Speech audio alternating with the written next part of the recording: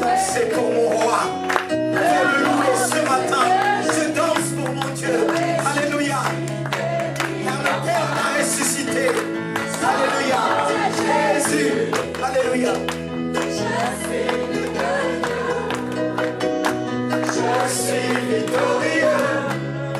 Je suis né pour influencer. Alléluia. On doit influencer le Saint-Esprit. Alléluia.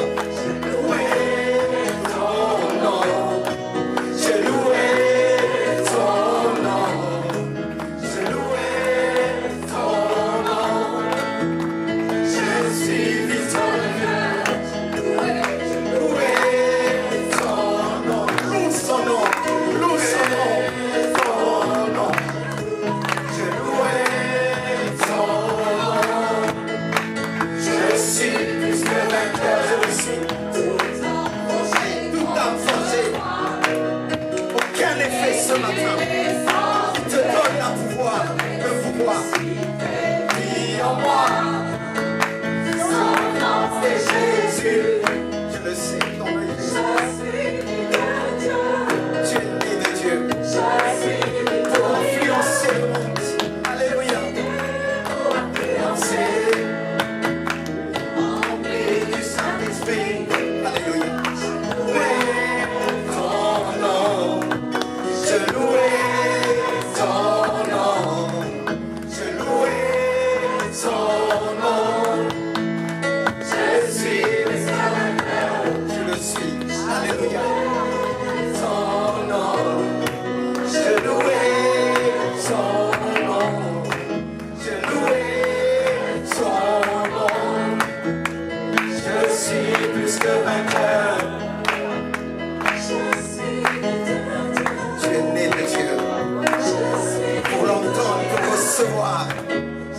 Alléluia, pour influencer ta génération.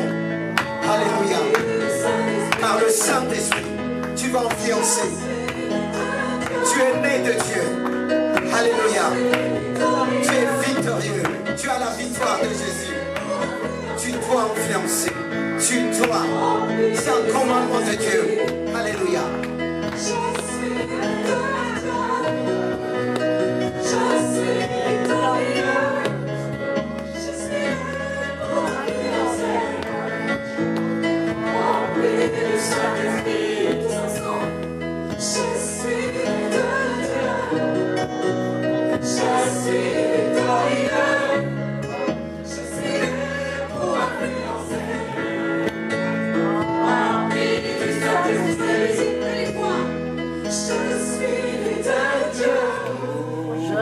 Je suis victorieux, je suis né pour influencer, rempli du Saint-Esprit.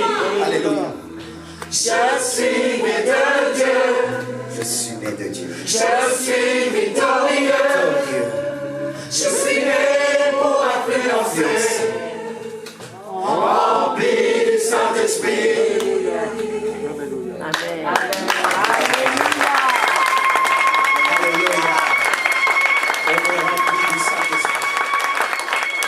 Amen. C'est par l'Esprit de Dieu, nous pouvons recevoir, vous pouvez reprendre place.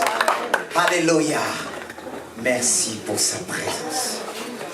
Merci pour tout ce qu'il a fait, qu'il fera encore. Je crois que Dieu a disposé votre être. C'est ce qui va nous permettre de recevoir pour l'éternité. Ça fait partie de la préparation de son Église. Il nous prépare chaque moment, chaque seconde, il nous prépare pour son retour.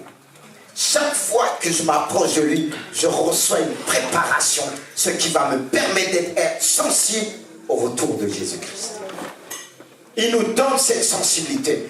Ce matin, qu'il puisse encore nous accorder cette sensibilité. C'est pourquoi j'ai pensé à cet homme, l'expérience de cet homme qu'on appelle Job. Job était un homme qui avait reçu le témoignage de Dieu dans le ciel. Car lorsque Satan se promenait à l'époque, quoi qu'il ne peut plus le faire aujourd'hui, parce que Jésus a fermé l'accès. Mais bien avant, lorsqu'il se promenait, il avait tout préparé dans sa tête. Et lorsque Dieu lui a demandé, mais qu'est-ce que tu fais? Non, je me promène simplement. Mais lui, il ne peut pas se promener comme ça. Parce qu'il voulait détruire Job. Il voulait anéantir Job. C'est le plan de Satan. Satan est venu pour détruire, pour anéantir, pour nous séparer de Dieu. Il avait tout préparé pour détruire Job. Et Dieu a dit, as-tu vu mon serviteur? Personne sur la terre est semblable à l'époque. C'est un homme intègre, craignant Dieu, fidèle dans tout ce qu'il fait. On aurait pu dire, bon, cet homme est arrivé. Et là, c'est comme un défi. Satan va lui dire, mais parce que tu l'as béni, c'est pour ça qu'il t'aime. Tu lui as accordé toutes sortes de bénédictions. Il a tout. Mais si tu enlèves tout ça, tout le monde dira le bien. Il a fait ça même 2 fois. Lorsque Dieu l'a permis, il est revenu encore. Une 2e fois pour le dire, mais parce que tu lui as accordé la santé, tu lui as accordé la vie, et tu as permis que Satan a touché la santé de Job. Il a touché même sa famille, il a exterminé toute sa famille, c'est bien, il n'avait plus rien. Et sa femme qui était à côté de lui, on la comprend et dit, mais tu restes intègre dans les voies de Dieu, mais maudit Dieu, tu meurs. Est-ce que Job a fait ça? Non. Il a connu des épreuves. Il a connu des épreuves. Et ce qui va amener dire ce que nous allons lire ensemble dans Job 42. Et c'est à la fin que Job, on pourrait dire que Job connaissait pleinement Dieu. Oui, il y a des choses qu'il avait entendues, comme on va le lire ensemble dans Job chapitre 42, versets 5 à 6. Je dis tout simplement, mon oreille avait entendu parler de toi, mais maintenant mon œil t'a vu. C'est pourquoi je me condamne et je me répands sur la poussière et sur la cendre. Pourquoi Job s'est exprimé de cette manière? Et pourtant Job avait reçu un témoignage au début de la part de Dieu. Mais il y a des choses que Job ne pouvait pas savoir. Qu'est-ce qui l'a emmené à savoir tout cela? À voir Dieu, lui qui avait entendu. On ne peut pas exclure tout ce que nous avons entendu de la part de Dieu. Car la Bible nous dit, la foi vient de ce qu'on entend, et ce qu'on entend vient de Christ, de la parole de Christ. Et ce que nous entendons de sa part, c'est ce qui nous donne la foi, nous donne la force. Mais ça ne suffit pas. Il devait voir Dieu. Le but, c'est de voir Dieu. Mais qu'est-ce que Dieu a fait pour le permettre de le voir? Vous savez qu'il y a tellement de choses qui nous empêchent de voir Dieu, qui nous empêchent d'aller à l'essentiel, qui nous empêchent d'aller dans la finalité des choses. Mais Dieu, quand il nous amène, il nous aime, il va permettre tout, il va faire tout pour enlever tout ce qui nous empêche de voir l'essentiel, de voir le but, comme il a fait pour Abraham. Abraham avait son père qui était là, Terah, qui veut dire retarder. Il y avait aussi l'autre qui veut dire voile. Il y avait celui qui le retardait et celui qui le voilait. Dans la vie, on a plein de choses qui peuvent nous empêcher d'atteindre le but. On est presque arrivé, mais il y a comme quelque chose qui nous empêche. C'est pour ça que Dieu nous permet de voir les obstacles. Parce que cet homme avait entendu, mais Dieu va l'emmener à voir la réalité en face. Mais qu'est-ce qui va lui permettre de voir? C'est ce que nous allons voir à travers le thème transformé par les difficultés. Les difficultés nous permettent de voir la réalité. D'où mon thème de ce matin. Il y a tellement de choses qui nous empêchent d'atteindre le but dans la vie. Thème essentiel. On a des obstacles autour de nous, des choses qui nous voilent, qui nous empêchent. Cet homme avait entendu, il avait un témoignage favorable. Mais vous savez, par notre témoignage, on peut se dire, je suis arrivé. Qui peut dire, je suis arrivé? Mais Dieu va lui permettre de voir Dieu. C'est ça le but, de toucher Dieu, de s'approcher, de connaître Dieu. Et vous savez, quand on le connaît, quand on parle de lui, les gens vont sentir qu'on le connaît, qu'on l'a vu, qu'on l'a rencontré. Pas simplement donc de loin, mais on l'a touché. Dieu veut emmener son église à le toucher, à s'approcher, à voir la gloire de Dieu. Et c'est ce qui va confondre. Car quand je parlais de les gens diront, il le connaît vraiment. Qu'est-ce qui nous limite? Qu'est-ce qui nous empêche de parler de lui? C'est notre connaissance que nous avons envers lui. C'est pour ça que Dieu va permettre tout ce que Satan avait préparé. Satan n'est pas plus fort que Dieu. Parfois il prépare des pièges et dit c'est fini. Mais Dieu dans sa gloire, c'est le Dieu de la dernière seconde. Il nous demande de lui faire simplement confiance. Amen. Alors pourquoi Dieu? Parce que la question que je me suis posée est celle-ci. Pourquoi Dieu utilise les difficultés, même la tentation de l'ennemi? Dieu ne tente personne.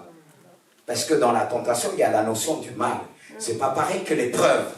L'épreuve nous enseigne. Mais la tentation, c'est pour nous faire chuter. Dieu ne tente personne, mais va l'utiliser pour manifester sa gloire. Amen. Et pourquoi Dieu utilise les difficultés? Pour nous changer. Car derrière chaque difficulté, frères et sœurs, Dieu a son plan. Chaque difficulté qu'il met devant toi, c'est pour t'emmener à voir clair. Amen. Les réalités de la vie, à marcher selon lui.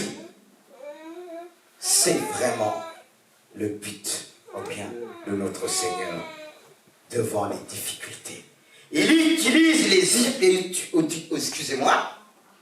il utilise les circonstances pour développer notre caractère moral, Amen. Spirituel et voire même physique. Autrement dit, il utilise les difficultés pour nous apprendre à marcher. C'est ce que nous allons voir. Le message va tourner autour des points que nous allons voir. À marcher par l'obéissance, la foi, l'amour et la sagesse. Voilà la raison des difficultés. Dieu veut m'apprendre, malgré les circonstances, les épreuves, à marcher dans l'obéissance, la foi, l'amour et la sagesse. À marcher dans l'obéissance, j'ai marqué ici, c'est la première raison que j'ai soulignée. Cette première raison, c'est de nous apprendre à marcher dans l'obéissance. Nous apprendre l'obéissance. L'obéissance, c'est faire ce que Dieu nous demande. Ce n'est pas de notre nature. On veut tout comprendre pour commencer à obéir. C'est pour ça, dans l'obéissance, il y a la foi aussi. Amen. Que Dieu puisse nous éclairer sur tout. Parce que le livre d'Hébreux nous montre, en ce qui concerne Jésus, Hébreux 5:8 nous dit tout simplement que Jésus lui-même a appris, bien qu'il soit fils, l'obéissance par les choses qu'il a souffert. Mais contrairement à beaucoup, la souffrance freine. Le diable peut utiliser la souffrance. Pourquoi faire? Pour nous déformer. Il y a ceux et celles qui sont déformés par les souffrances, brisés par les souffrances. On peut être brisé pour un sens, quand Dieu permet ce brisement, c'est pour ôter, enlever toutes sortes de raisonnements. Mais Jésus lui-même, qui est venu sur la terre, comme un simple homme, il a pris l'obéissance par les choses qu'il a souffert. C'est-à-dire, la souffrance ne l'a pas freiné. Et c'est dans la souffrance qu'il a résisté. Il est allé jusqu'au bout. Il a tenu ferme. C'est par la souffrance qu'il a pu évaluer sa force. C'est par la souffrance qu'il a pu évaluer ses capacités. Comment évaluer les capacités d'un homme, d'une femme qui résiste? C'est par la souffrance et les épreuves. Qu'on apprend à connaître les gens autour de nous. Qu'on apprend à connaître leurs points forts et leurs points faibles. Amen. C'est pourquoi Dieu se sert, comme il s'est servi de la souffrance, pour apprendre son enfant l'obéissance. La souffrance ne l'a pas empêché de faire ce que Dieu lui a demandé. La preuve, il disait, il est venu pour accomplir le plan de Dieu. Et dans le jardin de Gethsémane, face à la souffrance était vraiment présente. Les puissances des ténèbres étaient vraiment présentes. C'était tellement dur. Et il pouvait dire, Seigneur, si tu pouvais éloigner cette coupe, la coupe de la souffrance. La coupe était tellement la coupe de la mort. était là présent. Ça le pressait. La mort est une souffrance. Il sentait venir les choses. Et il a crié en disant, Seigneur, toutefois non ma volonté, mais que ta volonté se fasse. Ta volonté. Il s'est exprimé face à la souffrance. Il a pris position devant Dieu. Une position ferme. C'est ce que Dieu nous demande. C'est pourquoi il dit, si tu confesses de ta bouche, sans confession de la bouche, qu'on parvient au salut, la délivrance. Et là, dans le jardin Gethsémane, il a confessé la victoire en disant, non ma volonté, non ma volonté. Je suis venu sur la terre pour accomplir ta volonté, non ma volonté. Mais nous, on est remplis de volonté humaine. On veut accomplir notre volonté et la volonté de Dieu derrière. Amen. Mais Dieu met des souffrances devant nous pour nous emmener à capituler. Et lorsqu'on va réaliser face aux souffrances, on ne peut rien faire. C'est là qu'on capitule devant Dieu. Afin que Dieu puisse élever son nom dans notre vie. Alléluia. Fais-le ce matin. Amen. Tu dois capituler. Tu dois abandonner. Tu dois reconnaître que sans lui, sans Jésus-Christ, tu ne peux rien faire. Jésus comptait sur son Père. Face aux souffrances, il l'a pris. Il s'est fortifié dans la souffrance pour plaire à son Dieu. Car regardez ce que la parole vivante nous dit. Quoi, fils de Dieu, il a été obligé d'apprendre l'obéissance à l'école de la souffrance. C'est une école. Qui aime cette école-là? Parce que si vous allez vous inscrire dans des écoles supérieures, si vous arrivez, vous voyez tout de suite école de la souffrance, est-ce que vous allez vous inscrire? Dites-moi la vérité. Même si on a la foi, on va reculer, on va dire, mais qu'est-ce qu'il veut dire par là? Une genre de souffrance. Pour les études, c'est une souffrance aussi. Parce qu'on se prive de beaucoup de choses. Quand les amis vont faire la fête et toi tu restes, tu dois apprendre. Au début on te dit, oh, t'es pas éveillé, mais plus tard, c'est là qu'on vient te trouver. Ceux qui ont réussi, ils se sont sacrifiés aussi. Il y a eu la souffrance aussi. Alors est-ce que ça doit nous déranger? Quand on arrive pour s'inscrire, on voit en grand et en petit, école ceci, mais en grand dit, école de la souffrance. L'école de Dieu, c'est l'école de la souffrance.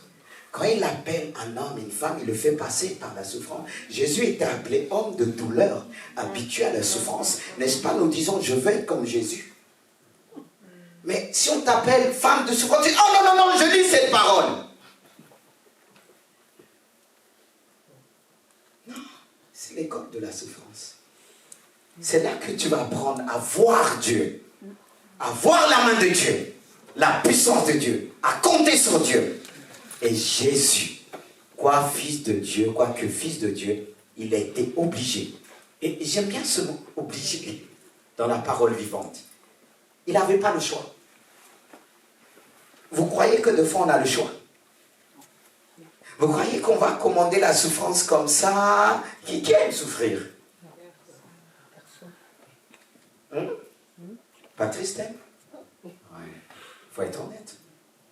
Il y en a qui disent, ah, j'ai pas mal quand les enfants ils tombent par terre, j'ai pas mal. Mais c'est parce que lui, on nous a donné la force. Mais Jésus était obligé d'apprendre l'obéissance à l'école de la souffrance. Et Isaïe 53, 10 nous dit, il a plu.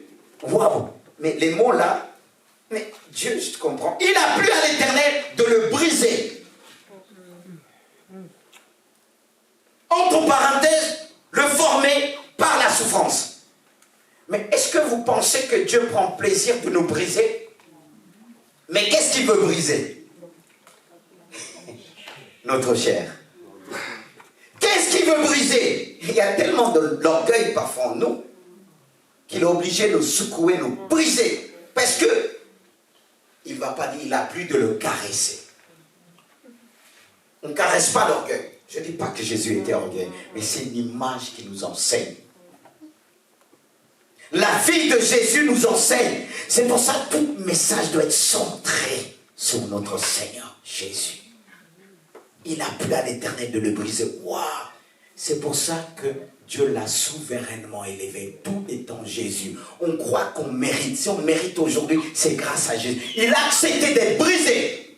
La Bible nous dit qu'il était blessé pour nos péchés, brisé pour nos iniquités. Et le châtiment qui nous donne la vie est tombé sur lui. Alléluia. Il a plu à Dieu. C'est comme si on aurait pu dire plaisir. Mais pourquoi il a plu à Dieu? Parce que Dieu nous aime. Amen. On voit l'amour de Dieu à travers ces mots qui peuvent choquer.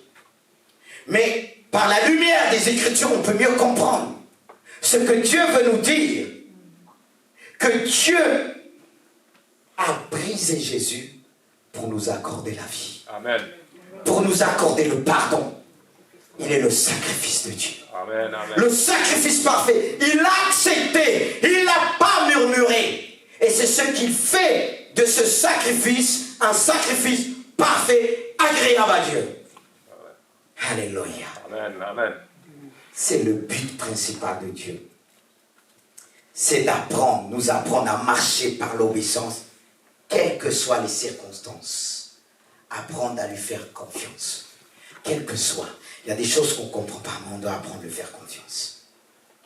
Et la deuxième raison, pourquoi Dieu nous transforme par les difficultés ou les épreuves. Qu'est-ce qu'il veut faire? Qu'est-ce qu'il veut renforcer en nous? La deuxième raison, j'ai marqué ceci, c'est pour nous permettre de renforcer notre foi. Tu as la foi. Dieu veut la rendre encore meilleure. Parce que très souvent, on voit des gens dire, j'ai la foi. Mais cette foi doit grandir jusqu'au retour de Jésus. Ne te contente pas de dire, parce que quand on parle à certains, on pense qu'on va les juger. J'ai la foi, j'ai la foi. Mais tu as la foi. Ta foi doit grandir. Ta foi doit grandir et c'est ce que nous allons voir. Parce que Dieu permet justement des épreuves et on le voit, la raison que Dieu permet des difficultés dans notre vie pour renforcer les choses, comme Jacques nous dit, Jacques 1,3, dit la mise à l'épreuve de votre foi. Qu'est-ce qu'elle va produire? Elle produit quelque chose. Elle produit l'endurance, parce que certains, ils ont la foi, ils ne sont pas endurants. Ils ne tiennent pas. Mais la foi de Dieu, cette foi que Dieu va faire grandir à travers les épreuves, elle va produire ceci. La mise à l'épreuve. La mise à l'épreuve de votre foi. Si tu as la foi, ta foi doit être mise à l'épreuve. Parce que si notre foi n'est pas mise à l'épreuve, quand viendra la tempête, parce qu'on va vers les temps de la fin, ça va être de plus en plus difficile. Beaucoup ne tiendront pas. Mais ce que Dieu veut voir en nous, c'est l'endurance. C'est pas qu'on se fait piquer par un mystique, on saute, j'abandonne, je fais ceci. On nous dit quelque chose, j'abandonne l'église. Ça, c'est pas la foi. Il n'y a pas d'endurance. Mais Dieu éprouve notre foi comme il a éprouvé la foi de Job. Job, pour revenir, il avait reçu le témoignage qu'il plaisait à Dieu. Ta foi plaît à Dieu. Tout ce que tu fais plaît à Dieu. Mais Dieu voit plus loin. Si Dieu ne t'emmène pas vers ce que la foi produit, l'endurance, quand viendra les difficultés, tu vas vite lâcher. Amen. On voit aujourd'hui beaucoup ont lâché à cause de Covid. Ils disaient non, je vais faire attention, je ne vais pas tomber malade, l'église va me donner la maladie. Si l'église donne la maladie, on est où? Si tu dis cela, que l'église va te donner la maladie, c'est qu'il y a un problème. Et combien même? Dieu a le pouvoir de guérir. Amen. Il a le pouvoir de guérir. Mais encore si c'était simplement les frères et sœurs, mais quelques pasteurs aussi ont eu peur. Mais Dieu voulait nous éprouver aussi. Pour voir s'il y a quelque chose. C'est facile de prêcher. Mais le plus dur, c'est de vivre. C'est facile de parler, de dire j'ai la foi. Mais qu'est-ce que le monde doit voir? Tu n'as pas besoin de dire tu as la foi. Le monde a besoin de voir en toi l'endurance. Amen. Ça, il dit, mais il faut. Vous voyez? Ça, il nous emmène vers une étape à une autre. L'endurance, ensuite il dit, mais il faut que que votre endurance aille jusqu'au bout de ce qu'elle peut faire pour que vous parveniez à quoi? À l'état d'adulte. Une fois qu'adulte, beaucoup n'ont pas d'endurance. Ils ne sont pas adultes dans leur foi. Ils pleurent à tout moment. Ça ne va jamais. Il n'y a pas d'endurance. Ils ne sont pas adultes. Ils sont restés enfants. Mais on aurait pu s'arrêter là. Il dit encore, et que vous soyez plein de quoi? Adultes aussi. Force. Cette foi doit te communiquer la force, toutes les épreuves. Voyez les étapes de notre foi, là où elle doit atteindre. La force. Est-ce que ta foi produit la force? Est-ce que ta foi donne la force aux autres? Est-ce que ta foi permet les autres, quand ils courent avec toi, d'être aussi avoir l'endurance? Parce que l'endurance, c'est ce qui va nous permettre d'arriver au bout. Si on est des enfants de Dieu, il n'y a pas d'endurance. Comment on va arriver jusqu'au bout? C'est pourquoi la Bible nous dit, beaucoup d'appelés, peu d'élus. Et Jésus dit, à travers la parabole de Luc, chapitre 18, de cette femme face au juge unique. C'est-à-dire ce que cette parabole nous enseigne, la persévérance, l'endurance de cette femme qui allait devant le juge, qui ne voulait rien savoir, mais disait, rends-moi justice. Tout le temps, elle venait tout le temps le casser la tête, et lui, il en avait marre. Il a fini par le faire. Cette femme ne se fatiguait pas. Elle revenait. Elle revenait. Rends-moi justice. Rends-moi justice. De ma part, advient. C'est comme s'il a pris le temps. Tiens, va-t'en. Gloire à Dieu. C'est ce que Dieu veut voir. C'est pour ça qu'il dit, trouverai-je la foi, ce genre de foi, lorsque je reviendrai sur la terre. Cette foi qui est adulte, cette foi qui est pleine de force, et c'est pas fini encore. Là, on aurait dit, j'ai la force. C'est pas fini. Il dit, des hommes auxquels vous soyez pleins de force, des hommes auxquels, des femmes qui ne manquent une foi complète. En sorte que Christ puisse habiter, frères et sœurs, pleinement dans le cœur de celui-ci, dans le cœur de l'homme, dans le cœur de la femme, par la foi. Relisons ce passage, nous qui disons j'ai la foi. Quel genre de foi? Quel genre de foi? Est-ce que ta foi est remplie de vitamines? D'où Dieu donne des vitamines pendant les difficultés. Quand tu viens vers lui, il te donne des vitamines. Jésus dans le jardin de Gethsémani, c'est comme s'il était tenté, voulait abandonner, il disait non! Éloigne cette coupe! Il s'est ressaisi. Et il est dit, les anges sont descendus venir le fortifier. Ils lui ont apporté la force. Sans oublier Élie. Homme de foi qui a failli abandonner. Il a pris un moment un autre sens. Pourtant il avait démontré sa foi, le don de puissance. Mais à un moment donné, il n'a pas gardé cette foi simple.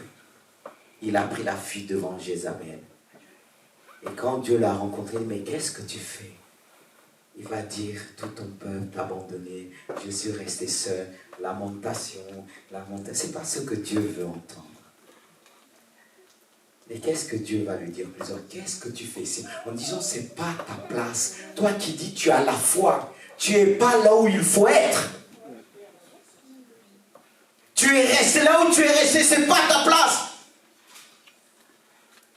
Et qu'est-ce que Dieu va lui faire? Dieu va lui donner la force aussi, il va marcher 40 jours et 40 nuits. Il avait besoin d'avoir une force. Ta foi, elle doit être nourrie.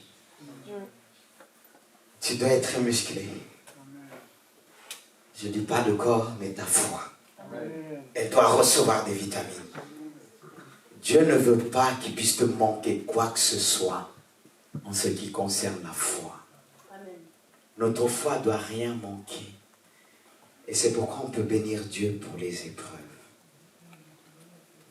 Il faut apprendre, quand il y a les épreuves, l'obéissance. C'est-à-dire prendre la parole de Dieu et ne pas se plaindre, se lamenter, dire Seigneur, tu es fidèle en toutes choses. Amen. Amen. Tu es fidèle en toutes choses. Gloire à Dieu. Et Dieu nous donne la foi et c'est ce qui nous a communiqué face à cette épreuve que nous avons eue, que vous connaissez. Et quand c'était difficile, je disais à Dieu, je ne vais pas me lamenter. Je disais à Dieu, tu pleures avec moi. Tu souffres avec cet enfant. Parce que la Bible dit que le Seigneur est avec nous, il prie avec nous, il intercède dans les lieux célestes. Et quand il y a des problèmes qui le touchent de près, il pleure comme il a fait pour Lazare. Et ce passage de Lazare est venu dans mon esprit. Jésus qui pleurait. Et je disais, chaque fois que je pleurais dans ma souffrance, dans notre souffrance, Jésus pleurait avec nous. Et je n'ai pas essayé de dire, mais pourquoi? C'est vrai que le Saint-Esprit nous emmène à chercher la face de Dieu pour connaître la cause. D'où vient la cause? Il est important de chercher la face de Dieu. Non pour te dire, mais pourquoi? Je suis ton serviteur, je suis fidèle. Non! Si ces choses sont arrivées à Job, ça peut nous arriver. Amen. Ça peut nous arriver. Mais Dieu voulait muscler notre foi, nous apprendre l'endurance. Il voulait nous rendre forts. Il voulait nous rendre parfaits selon lui. Alléluia. C'était vraiment le plan de Dieu. Et la troisième raison que j'ai notée, pour examiner la profondeur de notre cœur.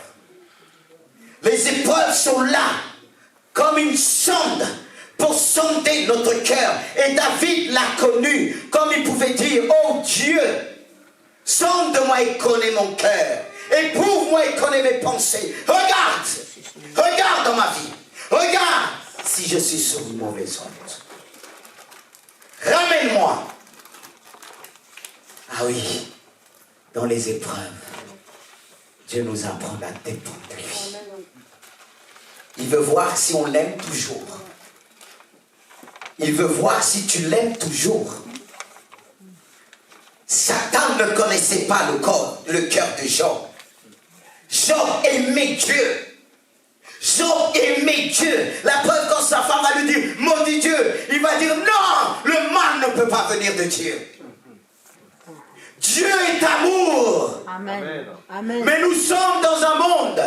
Le diable est condamné, mais il est en liberté. Ça, il ne faut pas l'oublier. La Bible nous dit, il est venu pour détruire, il est venu pour égorger. Ça, il ne faut pas l'oublier. On a un adversaire devant nous, coriace. Et c'est que par la foi que nous pourrons vaincre. Car il ne faut pas oublier, il a fait de nous des hommes, des vainqueurs, il dit même plus que vainqueurs. Oui, c'est dans des moments de difficulté qu'on va reconnaître si cette femme ou cet homme aime Dieu. Et un enfant aime ses parents. C'est quand il voit ses parents dans l'épreuve qu'il est là, il est présent, il console ses enfants. Ses parents, c'est là que les parents vont dire, j'ai ressenti l'amour de mon enfant.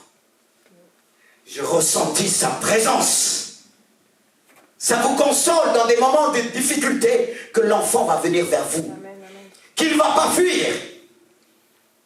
Il va juste venir vers vous, vous regarder, vous faire des câlins. Est-ce que ça ne vous touche pas? Est-ce que vous n'oubliez pas aussitôt les difficultés? C'est ce que Dieu aime.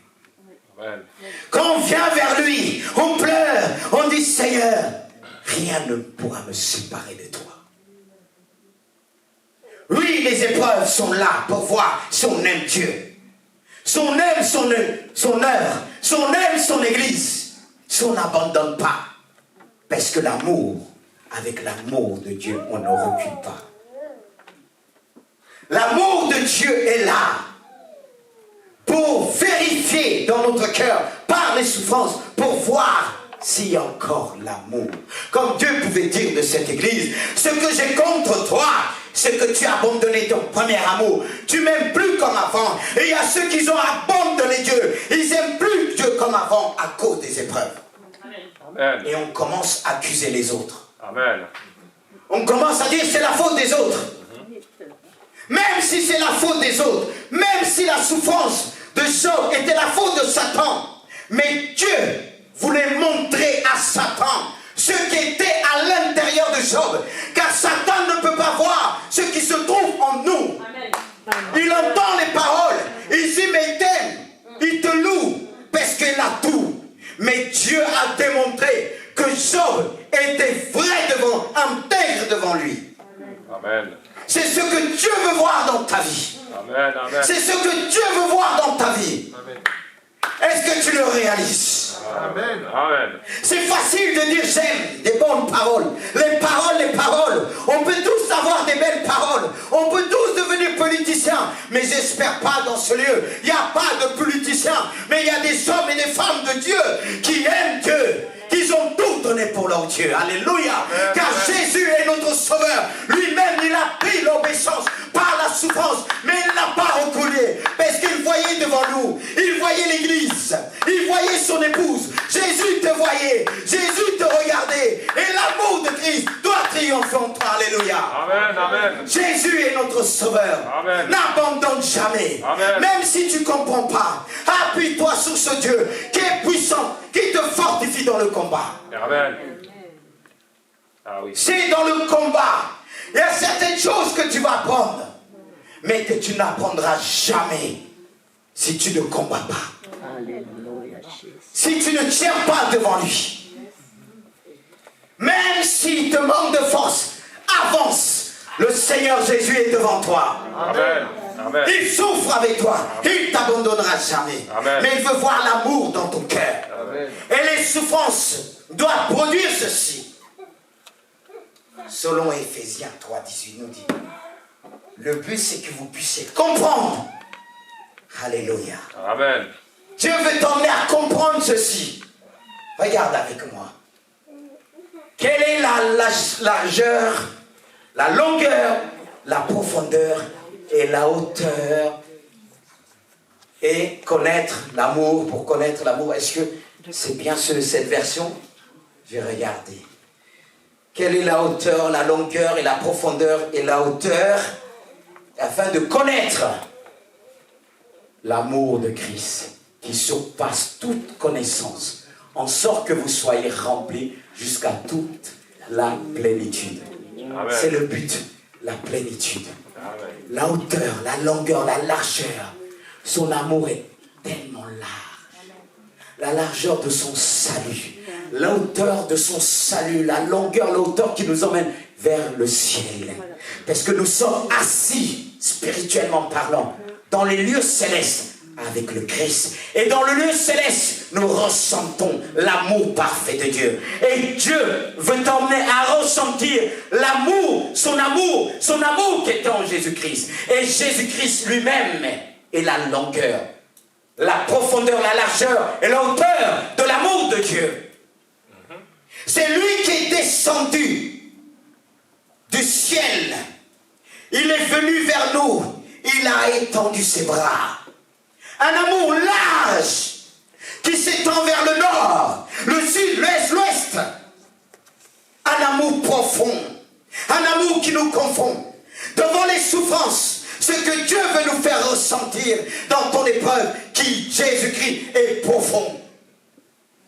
Et dans sa profondeur, dans cette hauteur, largeur, longueur, il veut t'emmener à connaître l'amour de Dieu qui surpasse toute connaissance. Je dis bien comme il le dit dans ce passage, toute connaissance qui est au-dessus de tout. Si tu n'as pas la connaissance de ce qui t'arrive, l'amour de Dieu va t'aider à découvrir, te révéler la raison de l'épreuve. Pourquoi Dieu veut t'emmener là? Et si tu as l'amour de Dieu, cet amour de Dieu va te pousser pleinement à comprendre le mystère de Dieu caché à travers chaque épreuve. comme je disais au début, derrière chaque difficulté, Dieu a un plan. Si tu tiens, Dieu va te montrer le chemin. Dieu va te montrer le plan, comme il a fait pour ses serviteurs. Car le Seigneur aurait pu, frères et sœurs, libérer Joseph de sa prison et empêcher Daniel d'être jeté dans la fosse au lion. Jérémie dans une citerne et les 3 jeunes Hébreux dans la fournaise ardente. Cependant, mes frères et sœurs, toutes ces épreuves-là, ne les ont pas refroidis. Car ils ont tellement aimé qu'ils étaient prêts à donner leur vie. Comme nous dit, ils ont haï leur propre vie.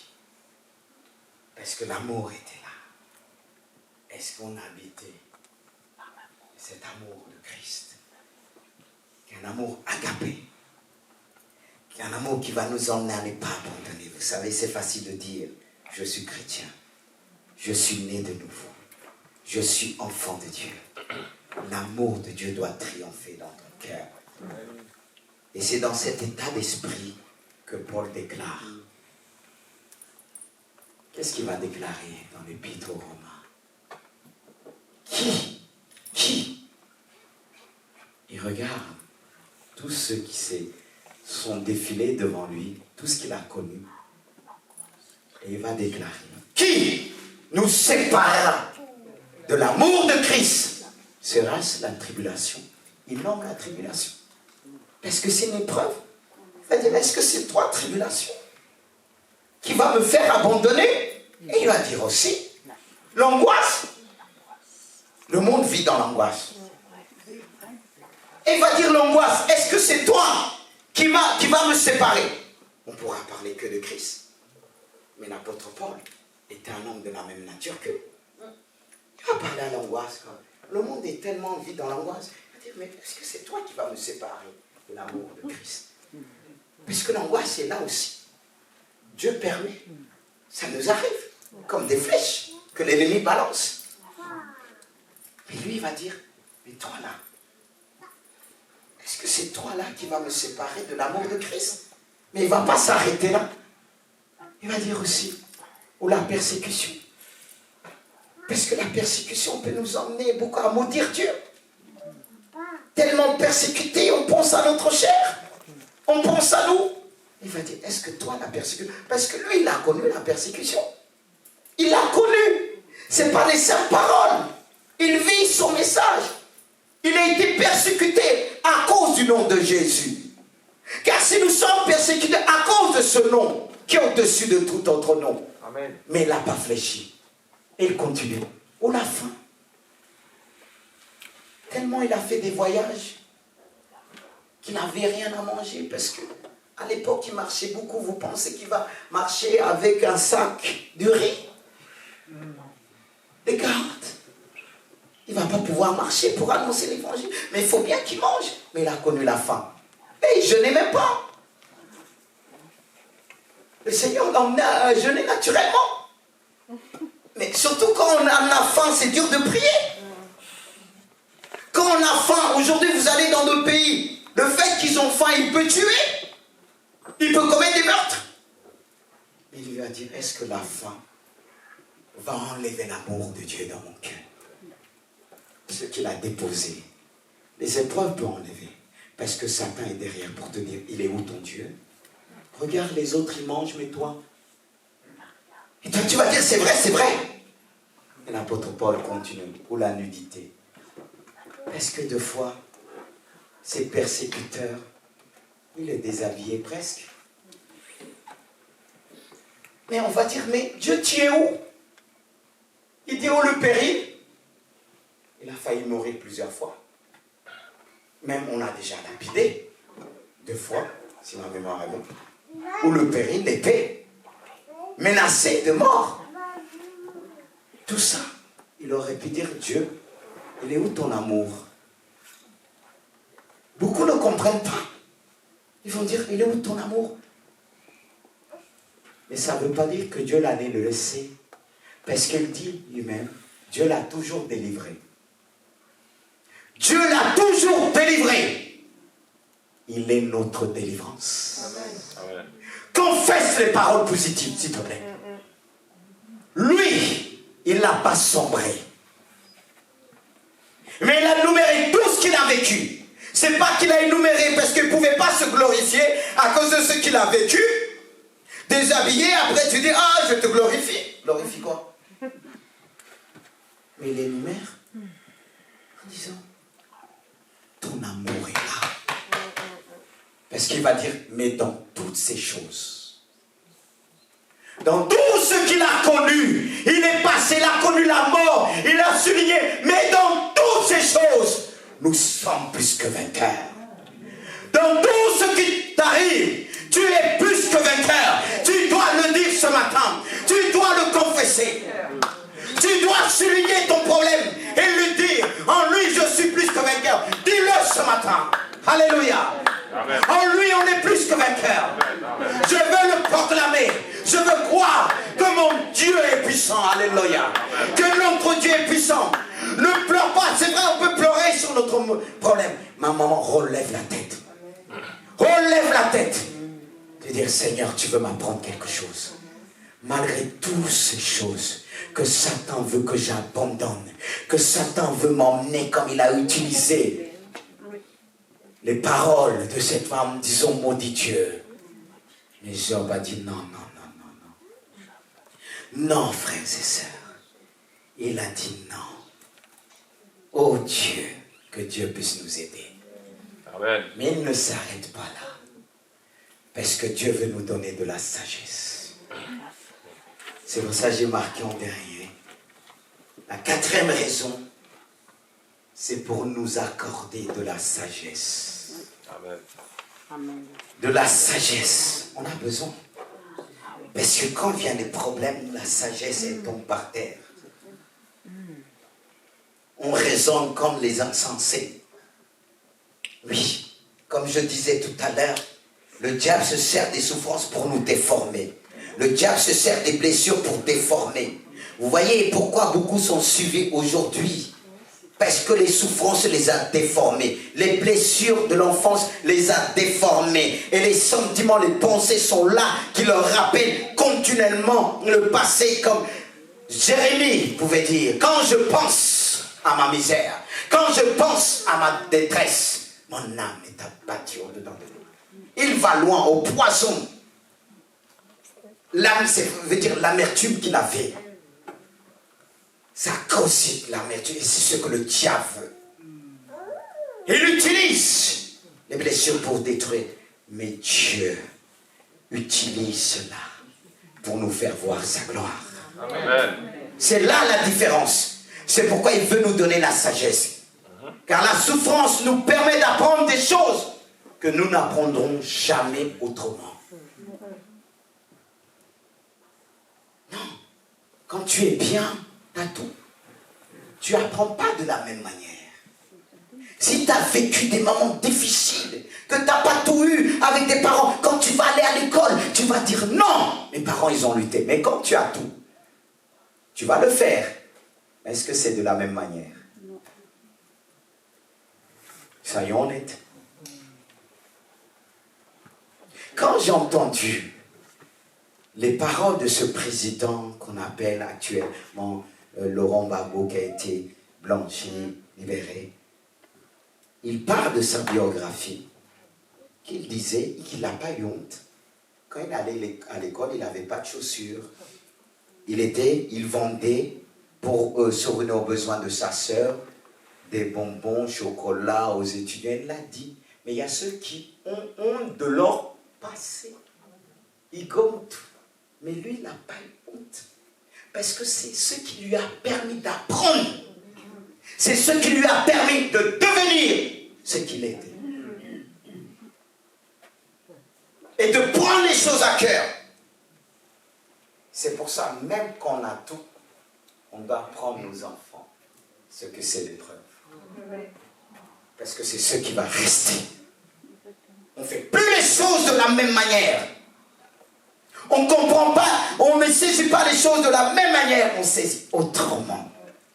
Avec un cœur profond. Un cœur qui a reçu aussi la largeur, l'auteur de Dieu et de son amour. Car dans l'épreuve, nous oublions nos prières. Écoutez bien. Est-ce que vous priez de la même manière quand vous êtes pleinement dans l'épreuve? On peut, je ne dis pas que si on prie, on attend, on dit Seigneur, je te rends grâce pour la maison que tu m'as donnée, la voiture que tu m'as donnée. Mais ça ne veut pas dire qu'on a ça qu'il n'y a pas d'épreuve. Hein. Je suis ça. Mais quand on est dans l'épreuve, on oublie nos prières superficielles, on va à l'essentiel. On va à l'essentiel. Et nous apprenons vraiment à adresser à Dieu des prières authentiques, profondes et sincères. C'est pourquoi les preuves sont là. Parce que s'il n'y a pas ça, comment on va être sincère? Ah oui, on peut être sincère, mais encore profond. Vous savez, quelqu'un qui a vécu quelque chose, quand il va vous parler, vous allez sentir. C'est pas superficiel, c'est pas des simples paroles qu'il a appris, comme la théologie. Vous savez, on a appris la théologie. Quand on ne fait pas face à la guérison, au miracle, c'est différent. Tu parles de ce que tu as appris au niveau intellect, mais quand tu l'as vécu, c'est autre chose. Et c'est ce qui va t'amener à prier. Parce que Dieu veut nous entendre prier avec un cœur entier. Amen. Être sincère et non dépouillé. Parce que quand on est bien dépouillé, avec nos pensées, vous savez qu'on peut avoir des belles prières qui vont toucher. Les gens vont dire, il a bien parlé. Mais quand quelqu'un parle avec son cœur, la profondeur qu'il a, ça va pénétrer chez l'autre. Ça va le marquer. Comme nous l'avons chanté, nous voulons influencer. Et c'est ce qui va nous permettre d'influencer le monde. C'est ce qui va nous permettre d'influencer. Que Dieu puisse nous enseigner dans l'épreuve. C'est pourquoi Moïse, face à cette souffrance, pouvait dire, Seigneur, enseigne-nous à bien compter le jour, afin que nous appliquions notre cœur à la sagesse. Enseigne-nous. C'est là qu'on va se donner à Dieu. On va demander à Dieu l'essentiel. Enseigne-moi. Enseigne-moi à bien compter. Et vous savez, face à l'épreuve, on va se rendre compte que les choses, tout ce que nous avons l'habitude d'élever dans ce monde, c'est vraiment passagère devant Dieu. On apprend vraiment à se désintéresser. Parce qu'on a touché le fond. Frères et sœurs. Et si on accepte les choses en marchant par l'obéissance de la foi, nous ne prierons plus ainsi, frères et sœurs. En disant, Seigneur, aide-moi à me sentir bien. C'est pas mauvais. Mais Seigneur, sers-toi de cette épreuve pour m'aider à te ressembler. Le but, c'est à l'image de Christ. À ressembler notre Christ pour nous tailler. Vous savez, quand vous prenez une image, ou bien vous êtes en train d'expliquer en bois, du bois, et vous taillez pour avoir une image de quelque chose que vous avez en vous, dans votre tête. Et l'image est en Dieu, dans l'Esprit de Dieu. Et quand il nous voit comme ça, quand il te voit comme ça, il dit, mais je vais te tailler selon mon plan. Et que pour que tu puisses rentrer dans le plan de Dieu. Quand il te voit, il dit, il y a ça enlevé, il y a ça enlevé, il y a ça enlevé, il y a ça. Mais il va mettre les épreuves pour que tu puisses être maniable entre les mains de Dieu. Que tu puisses t'abandonner, dépendre de lui. Parce que parfois, il faut dépendre de nous. Notre propre force, mais quand on est face à des problèmes, des difficultés qu'on sait quoi faire. On n'a pas de solution. Qu'est-ce qu'on va faire? Soit on meurt, soit il y a deux choses. Dans un combat, soit tu meurs, soit tu vis. Et pour vivre, il faut se battre. Et comment il faut se battre? Il faut dépendre de quelqu'un qui est au-dessus de tout. Il faut demander à l'aide de celui qui dit, viens, marche, marche avec moi, ne baisse pas la tête, tu verras ma gloire. Amen. Et là, tu pourras faire cette prière. Amen. Seigneur, sers-toi de cette épreuve pour m'aider à te ressembler. Et lorsque nous traversons une épreuve, ne demandons pas pourquoi est-ce que ça m'arrive. Nous avons l'habitude. Mais plutôt, Seigneur, que veux-tu m'apprendre? Oh, te faire confiance. Ah, qu'est-ce que tu veux m'apprendre? Mais si tu commences à dire, tomber par terre, il faut qu'on tombe, ça dépend dans quel sens. Mais quand il te parle, comment tu vas entendre? C'est pas possible.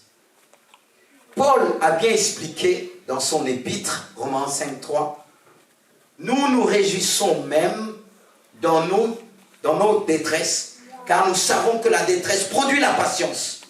La patience produit la résistance à l'épreuve. Si votre foi résiste à l'épreuve, celle-ci produira la persévérance.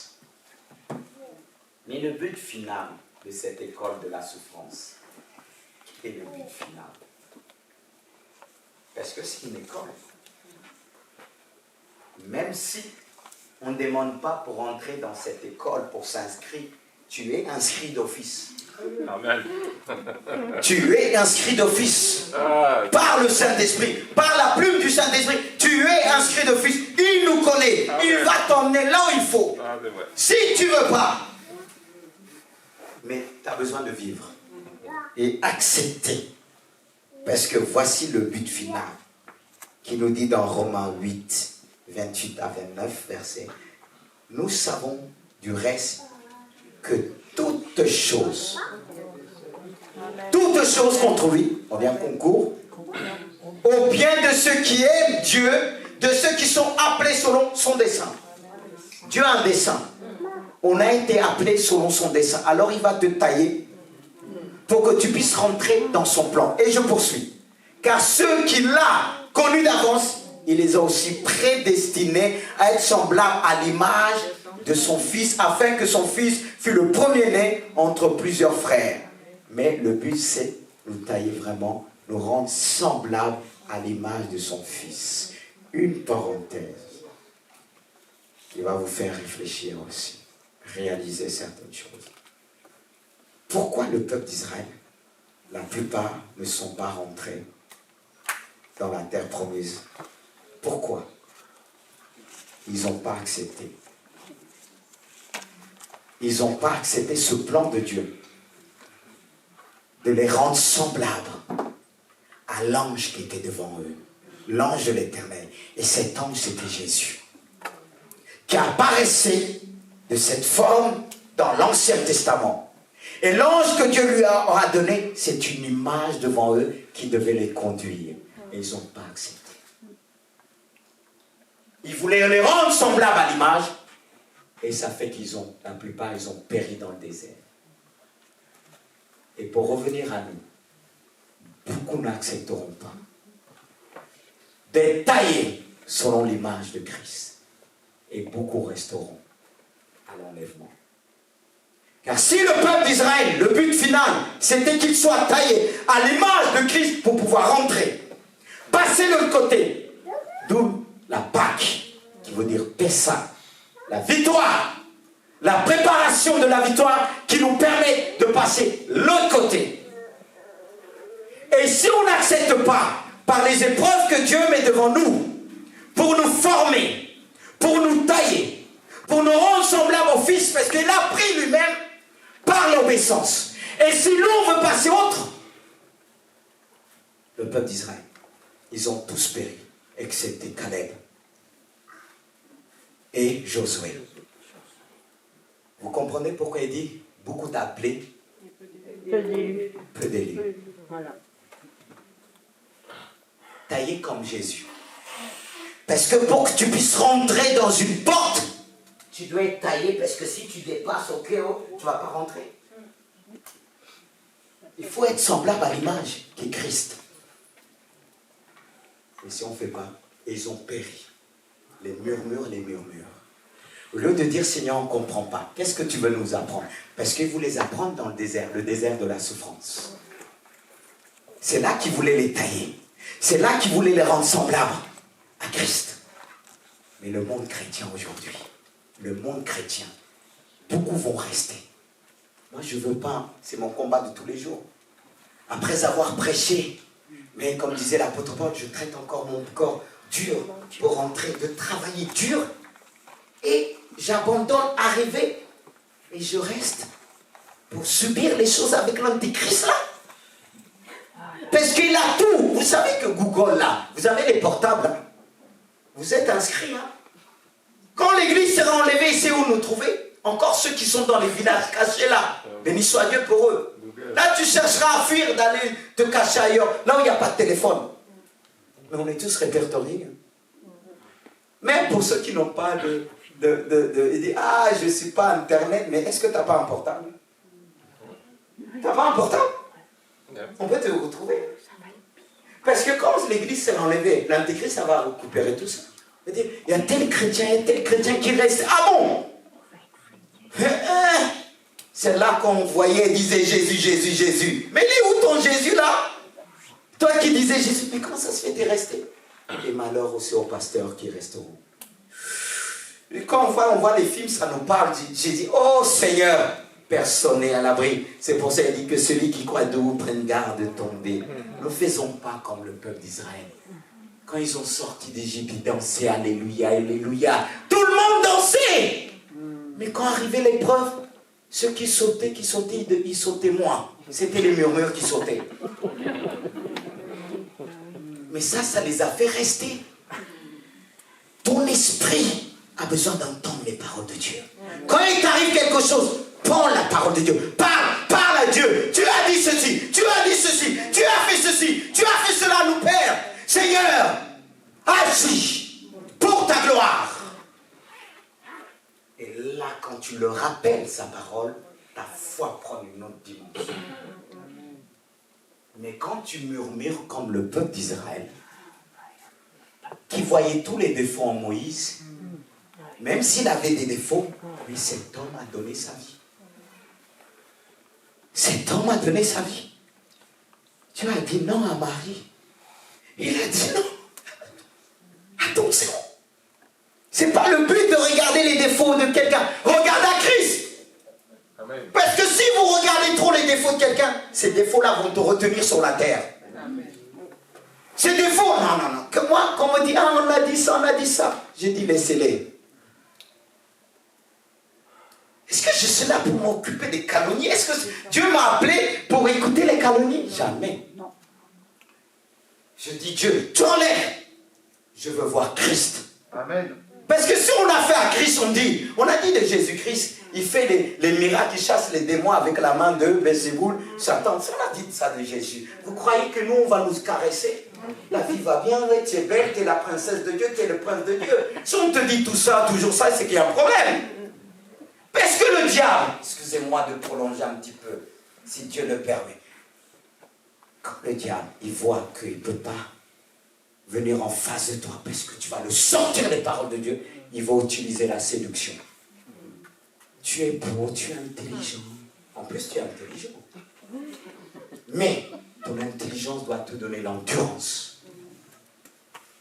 Et c'est la foi en Jésus-Christ qui te donnera la force. Parce que quand on est intelligent, même trop intelligent, le dit, le livre d'Ecclésiaste, on en a aussi pour notre douleur, notre souffrance aussi. Parce que tu arrives dans un autre sphère des choses que tu vois. Et si tu n'as pas Dieu, tu peux fuir. Il y a des gens qui sont très intelligents, qui sont devenus fous. Parce qu'on voulait leur faire des choses à cause de leur intelligence. De créer des armes qui détruisent. À cause de leur intelligence. C'est là qu'on a besoin de Dieu. C'est là qu'on a besoin de la grâce de Dieu. C'est là qu'on a besoin de l'amour de Dieu. Et si Dieu te fait passer dans cette épreuve, dès qu'on ne rentre pas dans les compromis, appuie-toi sur Dieu. Même si tu es licencié en disant non, appuie-toi sur Dieu. Frères et sœurs, pour terminer, c'est dans des moments difficiles qu'on apprend à connaître Dieu. Qu'on découvre vraiment notre ministère, ce qu'on a reçu, notre identité. C'est dans cette épreuve-là où Dieu nous a emmenés que j'ai découvert encore comment le monde des ténèbres fonctionne. Comment il agit, des choses que j'étais loin de savoir. Mais Dieu m'a appris et il m'apprend encore. Et ceux qui m'ont suivi et ont appris aussi. Et j'ai vu la main de Dieu. Là où tout le monde disait, essayait d'expliquer, oui, ceci, je disais, Seigneur, peu importe, mais que l'enfant arrive de 6 ans, 7 ans, vive ce qu'il vit. J'ai dit, Seigneur, tu es grand, tu m'as toujours aimé. Et tu m'aimeras toujours. Et malgré tout, Seigneur, je tiendrai. Même dans des moments difficiles, que j'avais plus de force, parce que l'ennemi attaquait quand j'étais fatigué. Et heureusement, Dieu m'avait appris en me disant que tu penses, qu'est-ce que tu penses quand je te réveille tôt la nuit, 3 heures, 2 heures du matin? Est-ce que c'est pour t'éprouver? Dieu m'a posé la question. Et Dieu m'a dit non. Quand tu es fatigué, c'est là que le diable veut agir encore plus. Il veille, il regarde. Lorsque tu vas, tu dis, t'es fatigué, il dit, là, il est fatigué, on peut se lever. Mais béni soit Dieu pour ceux qui ont mis leur confiance en Dieu, leur force en Dieu. Combien même ils dorment, ils ne dorment pas. Parce que leur esprit est là, prêt à combattre à tout moment.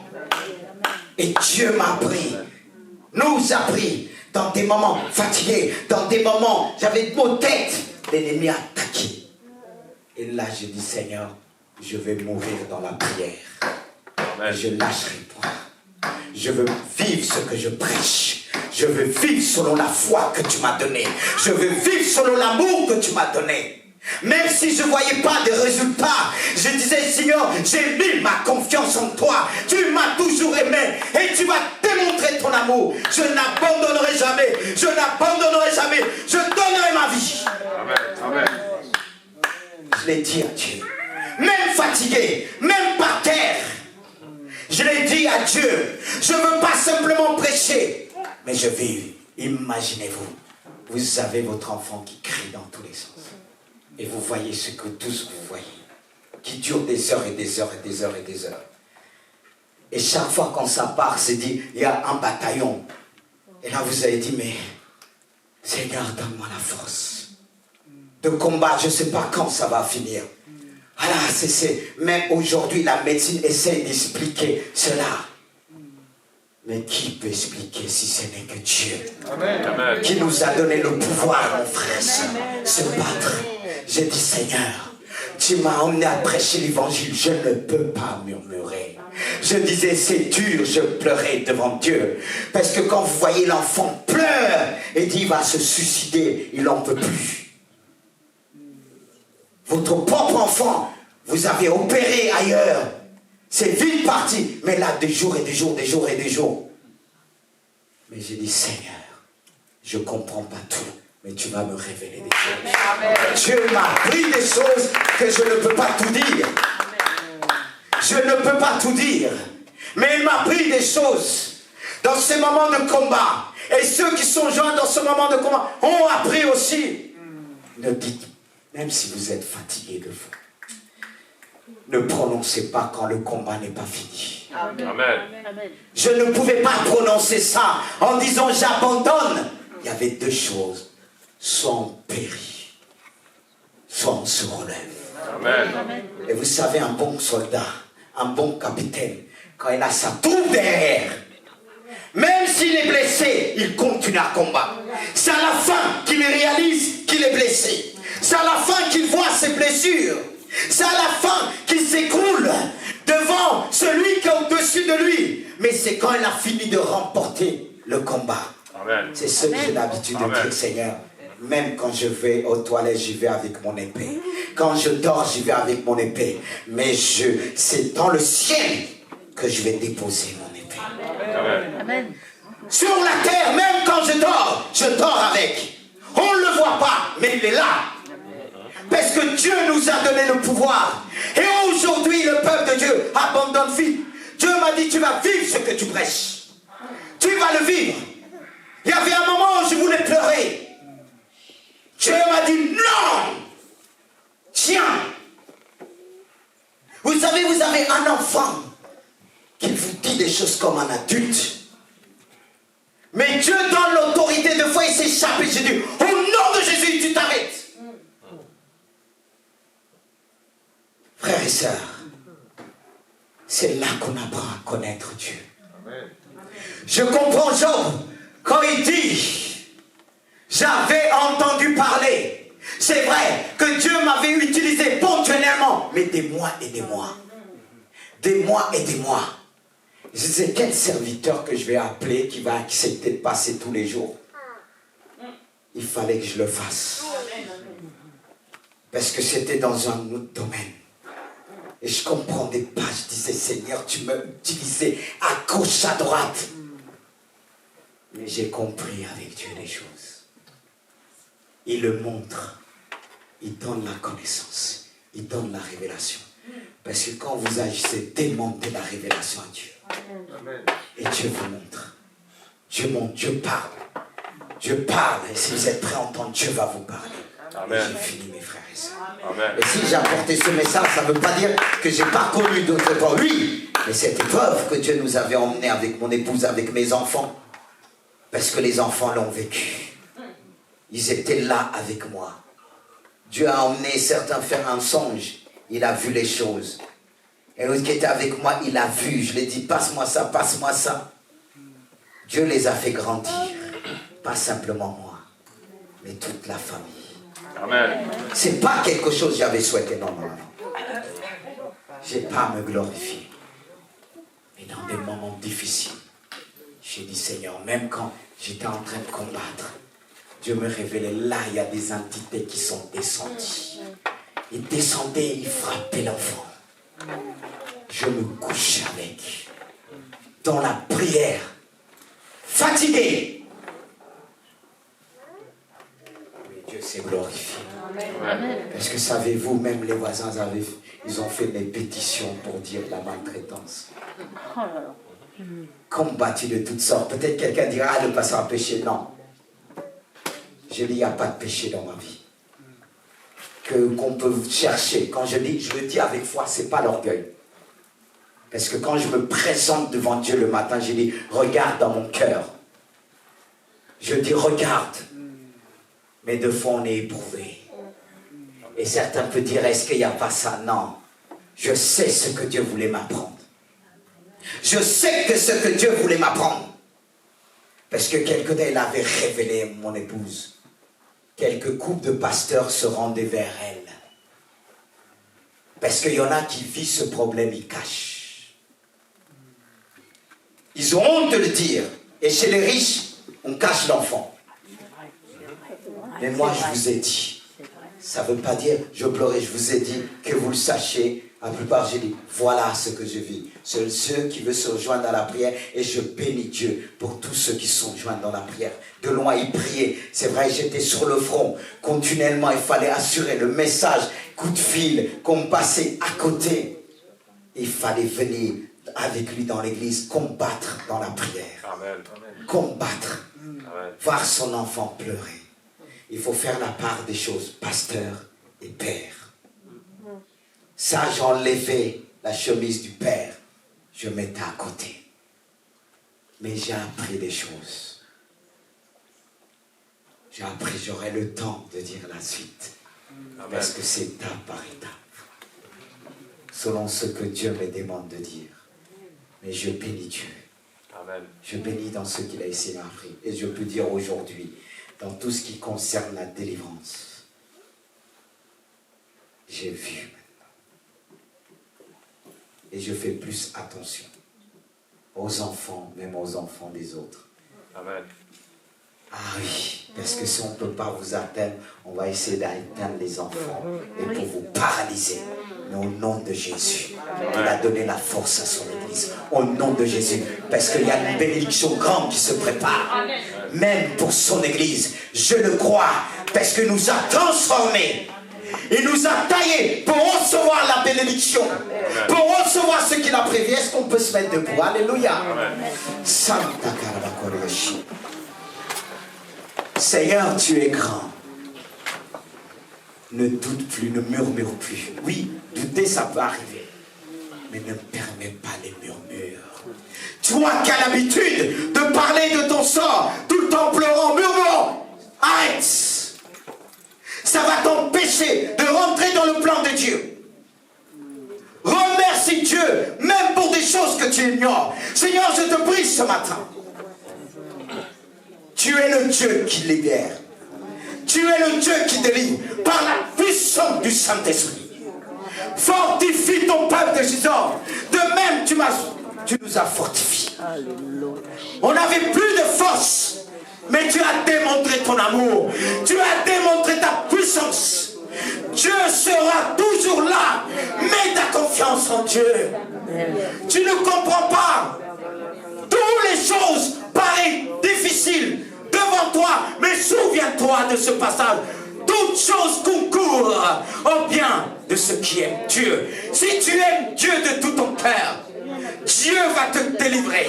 Comme il disait de son serviteur Jésus, de son fils, puisqu'il m'aime, je le délivrerai. Est-ce que tu aimes ton Dieu? Est-ce que tu aimes encore ton Dieu? Est-ce qu'il y a l'amour encore dans ton cœur? Prie que Dieu puisse mettre l'amour dans ton cœur par le Saint-Esprit. Remplis-nous de ton amour. Remplis-nous du Saint-Esprit. Car si tu es rempli du Saint-Esprit, tu seras automatiquement rempli de l'amour de Dieu. Reçois cet amour. Reçois. C'est une force. Ça dépasse toute connaissance comme nous l'avons entendu. Reçois ce matin. Peut-être que Dieu a permis l'épreuve difficile. Ne baisse pas les bras. Ne baisse pas les bras. Parce que tu connaîtras la suite. Et tu pourras glorifier davantage ton Seigneur. Le dire, dans la souffrance tu m'as pris. Dans la souffrance, tu m'as appris à comprendre les autres. Dans la souffrance, tu m'as appris à ne pas rejeter un homme, de ne pas regarder quelqu'un d'autre. Oh Jésus, c'est pour notre bien, c'est l'école de la souffrance. Seigneur, il y aura de plus en plus de difficultés dans notre pays de France. Les hommes politiques ne disent pas tout, ils cachent. Ils cachent. Mais tu nous as préparé d'avance. Tu nous as préparé d'avance. Tu nous as préparé d'avance. Tout ce qui arrivera ne pourra pas nous ébranler. Ne pourra pas nous ébranler. Parce que tu as l'endurance. Ta foi est remplie de force. Ta foi est remplie de force. Toutes sortes de maturité. Au nom puissant de Jésus. Donne la foi à ton peuple. Amen. Une foi surnaturelle qui dépasse toute intelligence, toute innocence. Reçois cette foi. Je te prie, Seigneur, par le Saint-Esprit. Tu as dit qu'Élie était un homme de la même nature que nous. Alors je vais prier sur cette autorité qu'Élie a commandé à déclarer. Amen. Et n'a pu cesser en Israël pendant 300 années. Et quand il a prié de nouveau en disant, sur ma parole, sa parole était ta parole. La parole du juste devient une parole de Dieu. Amen. Car elle est confessée avec autorité. Confesse ce matin. Déclare que par ces épreuves, Dieu te donne l'endurance. Peut-être tu demandes Dieu d'arrêter. Mais l'endurance n'est pas encore là. Que cette souffrance, cette épreuve continue. Parce que Dieu veut fortifier ta foi. Amen. Accepte là où Dieu te fait passer. Prie simplement en disant, Dieu, je sais que tu me rends fort. Je sais que je vais triompher comme notre frère Jésus, notre Seigneur, est passé dans cette école-là. Oh Jésus, bénis chacun de nous. Peut-être que tu n'as pas connu l'épreuve qui va t'élever. Parce que nous tous, on passe dans une épreuve, un désert que Dieu a prévu pour chacun. Mais si tu n'as pas des munitions, si tu n'as pas emmagasiné en toi, tu ne vas pas pouvoir traverser ce désert. C'est ce que tu amasses aujourd'hui. Comme les 7 années de famine qui a permis avant cela Joseph amassé. Et pendant le temps de famine, il a traversé 7 ans. Parce qu'il avait emmagasiné. Et il y a des chrétiens qui n'ont pas la parole de Dieu en eux. Et quand vient la souffrance, vous êtes balayés dans tous les sens. ce qui va te permettre de rentrer dans la bénédiction finale, c'est ce que tu as acquis, les fondements. Ça va t'emmener à traverser le désert.